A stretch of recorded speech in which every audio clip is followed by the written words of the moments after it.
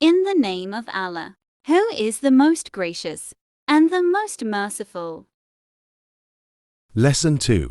Use of the word get of or get off. In spoken English, the use of grammar is not so important as much as human understanding is necessary. Let us review some popular, possible uses of Urdu words. He took of the cloth, is started bathing. Aslam got the book from the shelf and kept it on the table. The result changed Ashraf's colours. The music rose equal to the occasion. They are unloading the train.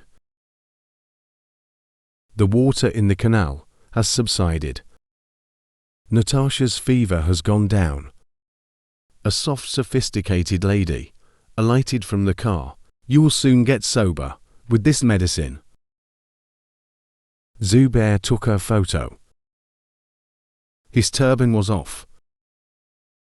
You are imitating me. Seeing him, my anger subsided. I have declared my debt. Would you meet my expectations? Watching my video, please subscribe my channel, Educational Videos MNPK.